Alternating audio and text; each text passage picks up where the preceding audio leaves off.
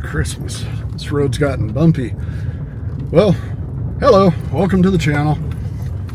Today's video is going to be a little different. We've mentioned over the last few months and the last couple camping trips that, we've had some issues with the Chevy.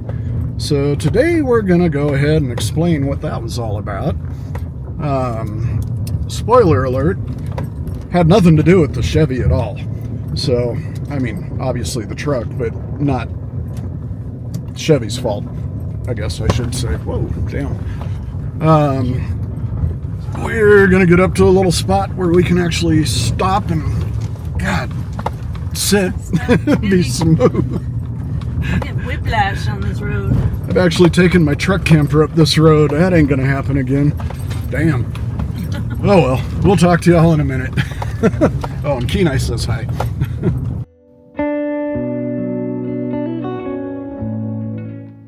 Well, we had to stop and look at the flowers. The invasive thistles and the red ones are the local thistles.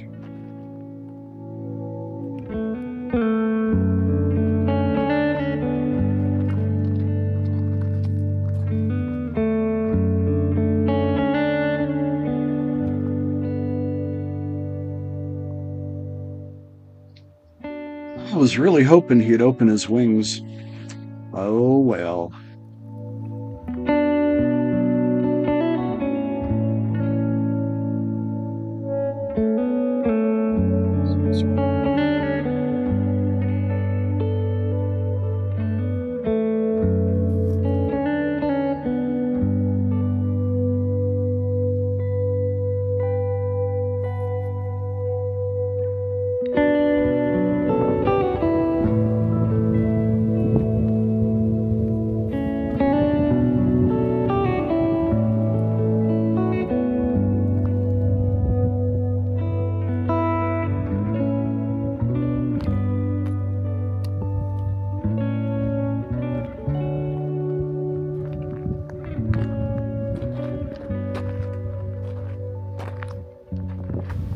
They just keep going all the way up the road.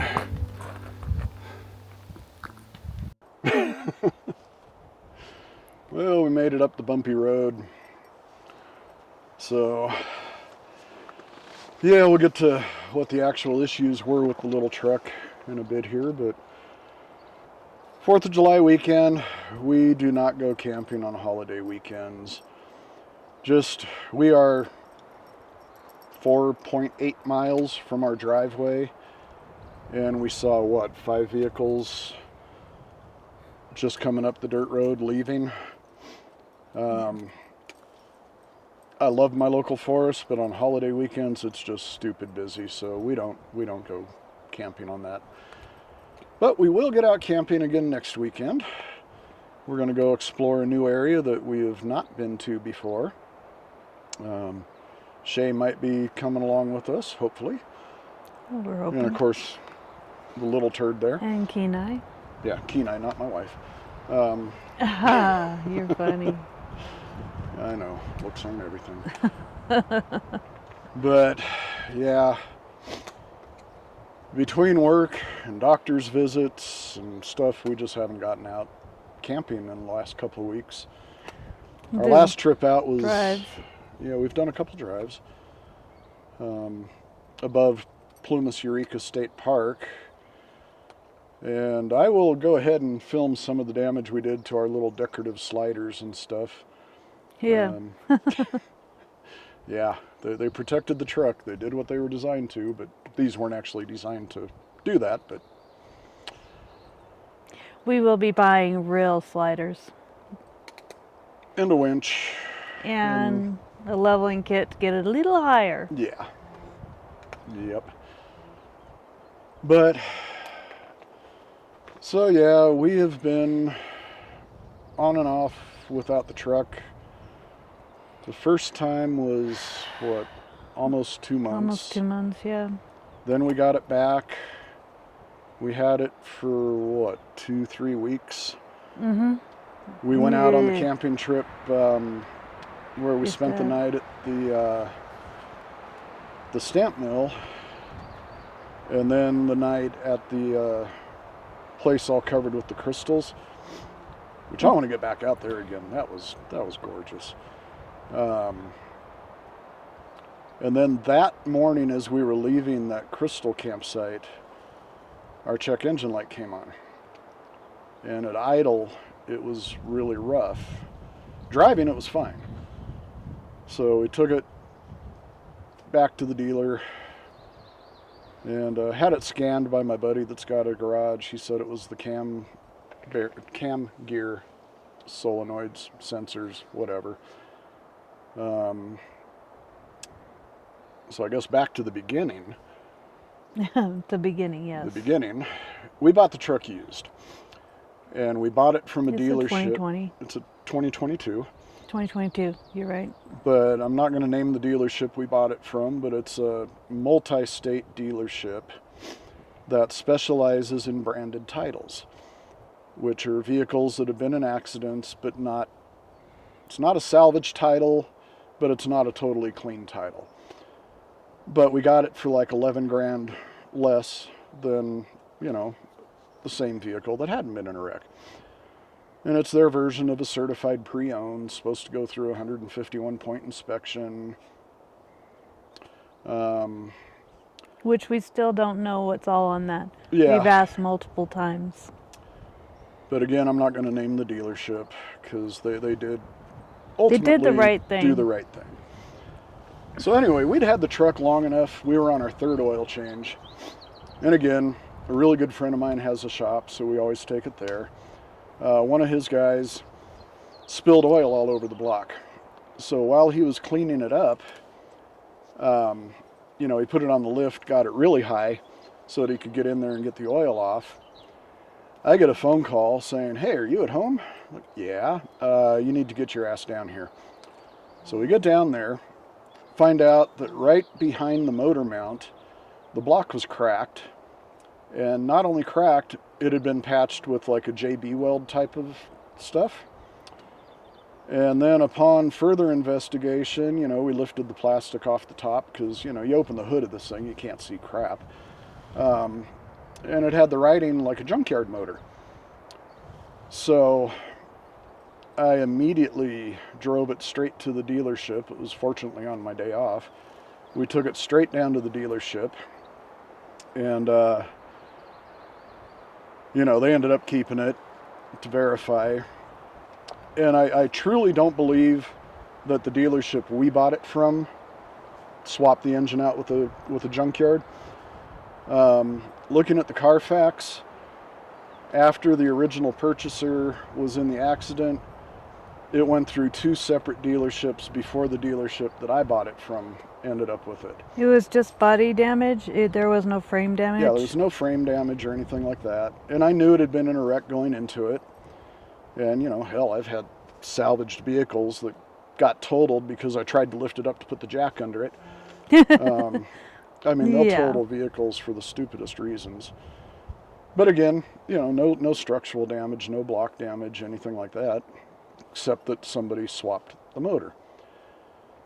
So they ultimately found me a motor that had 10,000 miles less than what my truck had. So it's like, okay. So they went ahead and put that in. So that was the first almost 2-month period that we didn't have our truck. Just going through warranty and then having the top people in the dealership decide whether they were going to do the right thing or not. Yeah. And I never actually outright threatened them with lawyers, but I said I certainly don't want to get lawyers involved. And that's, when I got the motor replaced. So then we had it back, 2-3 weeks, and that's when the check engine light came back on. So back to the dealer, and they replaced the 2 sensors, and then it started throwing different codes. So they ultimately ended up taking it to a local GMC dealer, who diagnosed it as electrical issue. So once again, the higher-ups were like debating whether they wanted to pay this other dealership to fix it, even though their own mechanic said it was beyond his abilities. The advisor called me said his immediate supervisor told him he needed to escalate the situation. So he called me to see if he could give my number to the higher ups so we could talk and they would see how upset I was. Well, I beat him to the punch, sent him a letter or an email, basically telling him we had 4 options. They could properly repair my truck. They could buy it back with everything I'd spent on Come here. it. They could put me in a comparable or better vehicle that I would take to my mechanic and have inspected. Or we would go to court, period. End of story. I was done. And 2 days later, got my truck back. It had been repaired by the GMC dealer, not my purchasing dealership, which I was very happy for. Can't talk. And I haven't had a beer yet. And it turned out to be the wiring harness going to the cam sensor solenoid thingies. Because at first it was showing a code that the cam gear was bad. And it's like, okay, if it's the cam gear and my timing chain needs to be replaced at 40,000 miles, this ain't the motor that they told me they were putting in, and it was going to go legal. So, yeah, I was glad to find out it was just a short in the wiring. So that all got fixed. We've had the truck back now 3 weeks. Yeah,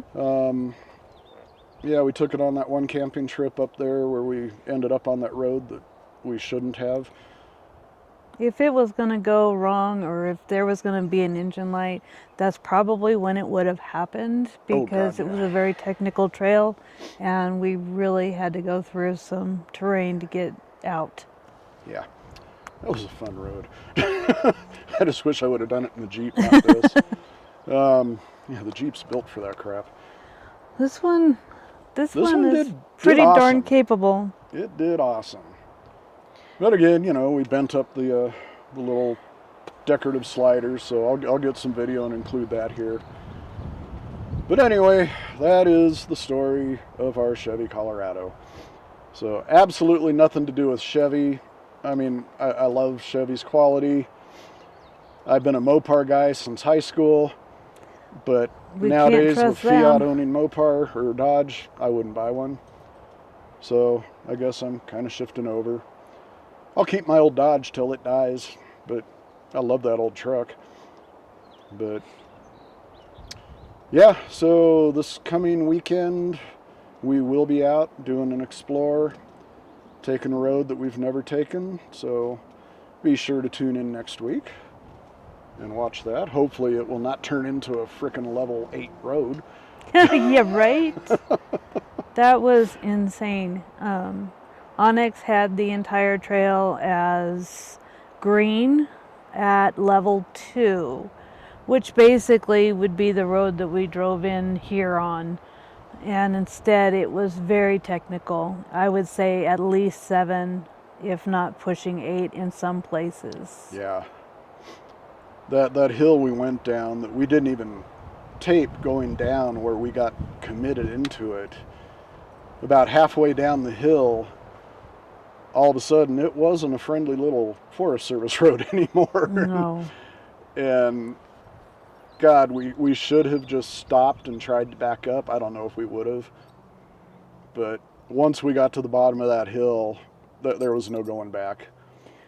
And, you know, in the video, it showed that Jeep coming through towing the little trailer. And I could kick myself multiple times for not stopping the guy and asking him how the road was going down. But, you know, I thought, well, you know, he's coming up towing a trailer. Yeah. Yeah. Lessons. There's definitely the whole experience pointed out exactly what we need to upgrade on this and make it trail worthy. You know, obviously, as we said, a lift, real sliders, and number 1 on the hit parade would be a winch. Because if we had a winch, we would have been able to get out of it. Well, we made it out, but it was questionable. I would have been a lot more at ease doing it if I'd had a winch. Yeah. I mean, we had basic, rescue stuff, but nothing that would have pulled us up if we had high centered on a rock or anything. We would have been able to stabilize it. I mean, I had my high lift, we had our traction boards, we had I think a strap and a rope, shovel. Well, the basics, but yeah, we didn't plan on doing anything hardcore like that. No. So, yeah. In Kenai. Anyhow, I think we've done enough talking. Yep. We'll show the views and keep it short this week, and Yep. we'll get back see you on the next one. We'll get back to normal videos next week. And yeah, I actually had a 3-day weekend this weekend, but I did not. She didn't. I had Saturday, Sunday, Monday off, and she had to work Saturday, so oh well. I guess time and a half, so that's a good thing. Well, I worked half a day, so Yeah. probably half a evens day. out the same. But then again, we got a frickin' doctor's appointment on Monday, so I guess we'll save all that fun information for another video. But I'll just say the epidural didn't work on my back, so I had high hopes. And I have carpal on both wrists, so yay. OLD syndrome. Sucks. Just can't stop doing what we're doing here. Oh no. I'll quit my job before I quit camping. Anyhow, let's show you the view where we're at right now, and we're just sitting here for the day. We're not camping here. Nope. Got the awning out because it looks like it might rain. And yesterday was, 98 degrees, and today I'm wearing a flannel. Yeah. I wish I brought one. Yep. So anyhow, let me grab the camera. Really, it's just coffee. I know I've had a variety of things in this cup. It's just coffee this time. So anyhow, let us show you around and show you where we're at. And again, this is, I think the odometer said 4.9 miles from my driveway. So you may see a quick solo trip up here because, yeah, I love where I live. Alrighty. So, yeah, damage on that last road. Scraped up my wheels. That kind of pissed me off. And then our little decorative sliders, they got a little scruffed up. And bent up. And bent. They're supposed to be sitting flat. A little scrape on that rim. Thank God I took the air dam off. I think that tire made it unscathed. And then these guys got a little screwed up and bent up again because, again, they're supposed to be laying flat. And this tire, I think that's just dirt, yeah. But this tire got a little scraped up too, which ticks me off because I love these wheels.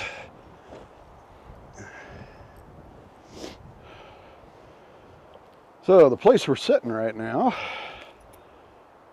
got a decent little firing. Can't have fires, but Yeah, we're in California here. It's like, yes, I live in Nevada, but we are literally right on the border. The community I live in, half the community is in California. Another little firing. And of course, the Kenai. So yeah, quite a view.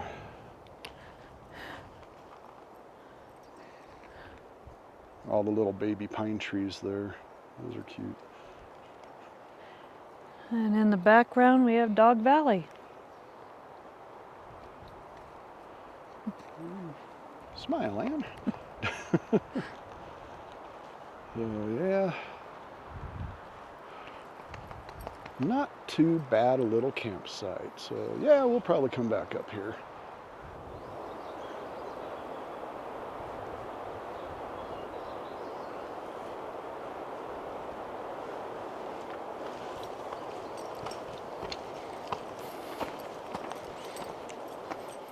So there's the road we came up. And then it Y's right here. That one takes you up to the other side of that mountaintop and will ultimately drop you down. God, it's been a long time. It'll drop you back down onto Hennis Pass Road. This one will connect up with it. It's been way too long since we've come out and played on these hills. They tend to get a little narrow, so that'll be a Jeep trip. But man, yeah, I could spend the night here.